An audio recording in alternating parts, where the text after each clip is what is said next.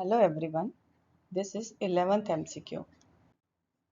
So in the stem of MCQ, an 11 years old male child was presented to the Department of Pediatrics with the chief complaint of abdominal distension for last 12 months. On examination, severe pallor was there, gross abdominal distension and massively enlarged spleen were present. So here in this figure you can see child is having the abdominal distension with massive splenomegaly. This is the marking for the spleen enlargement. DQ was normal and there was no history of previous blood transfusion. Weight for age and height for age were less than -3 standard deviation, severely affected. BMI was 15.9. In blood examination, pancytopenia was present. Then bone marrow aspiration and spleen biopsy was done. So these are the histopath image of bone marrow and spleen biopsy.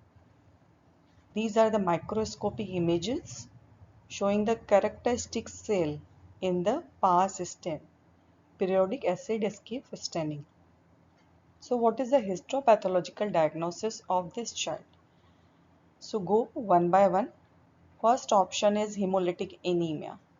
We know massive splenomegaly seen with the thalassemia major. But in thalassemia major child, first thing is there will be the history of blood transfusion, frequent blood transfusion till the 11 years of age. And when we will go for the bone marrow examination or spleen biopsy, then it will show the dyserythropoiesis and many erythroblasts will be visible, which is not present here. Okay, so this option is ruled out. Now the second option is chronic myeloid leukemia, CML. In chronic myeloid leukemia, lymphoblast and myeloblast will be visible.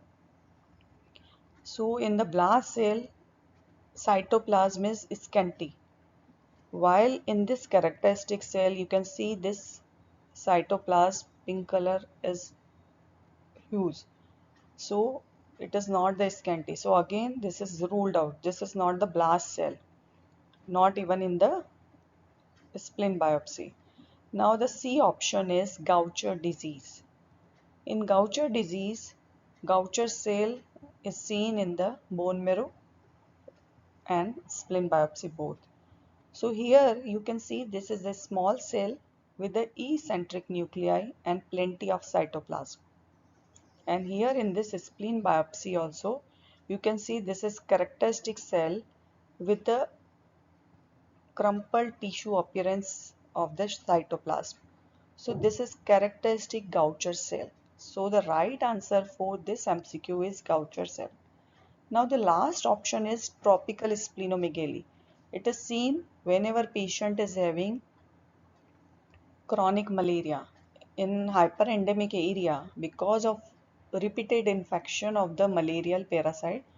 Patient will develop the hyperactive massive splenomegaly, labeled as a tropical splenomegaly syndrome, in which parasite will be visible in the bone marrow or in the spleen can also be.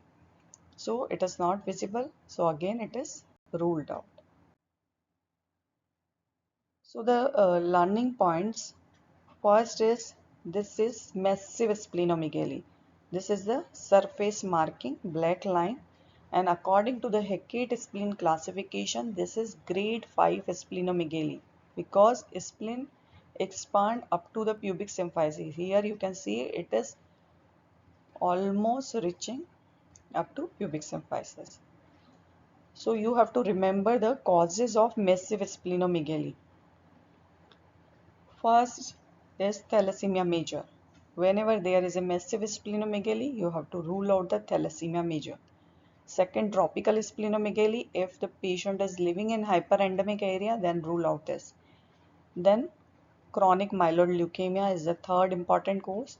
Then another is the lysosomal storage disorder, in which Gaucher disease is the most common lysosomal storage disorder, and Niemann-Pick disease.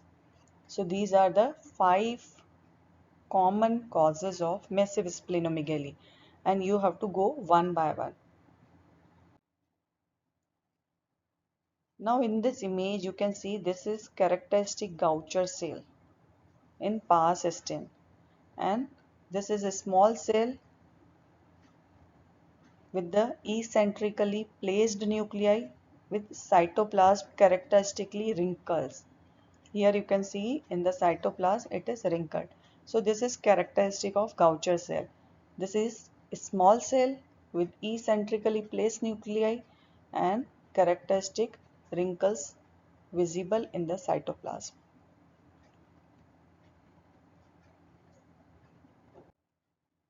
Now in the spleen biopsy also, here it is more clearly visible that these characteristic Gaucher cell and abundant Gaucher cells are visible, and with the eccentrically placed nuclei and crumpled tissue paper appearance of the cytoplasm.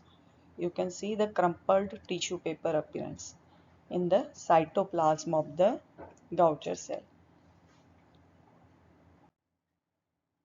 Then for the confirmation of the Gaucher disease, we have to go for the beta glucocerebrosidase enzyme level. And in this patient, it was less than 10% of the normal. And this is also I have published in the Indian Journal of Medical Research. So if you want to see the detail, you can go through this case report. And based on the clinical presentation, histopathology and enzyme assessment, final diagnosis of type 1 Gaucher disease was made for this child. Now, in the similar stem of the MCQ, they can ask which mutation lead to this disease. So you have to remember that mutation of chromosome 1q21 lead to the Gaucher disease. Some of the important point about the Gaucher disease, it is the commonest lysosomal storage disease. It is autosomal recessive because of the mutation at the glucocerebrosidase location on the chromosome 1q21. Glucosylceramide glucocerebroside is stored in the reticuloendothelial system due to the deficiency of this enzyme, beta glucocerebrosidase, and it will lead to the enlargement of spleen and liver. Now, what are the types of Gaucher disease? There are three types. Type 1, it is most common type, non-neuropathic form, which was present in our case. Type 2 is the acute neuropathic infantile cerebral Gaucher disease, most severe form leading to the mortality by the 2 years of age. Type 3 is the chronic neuropathic form. And in all three types, splenohepatomegaly with the cytopenia, pancytopenia, seen characteristically. And in these type 2 and 3, patient will also have the neurological manifestation. Thank you so much.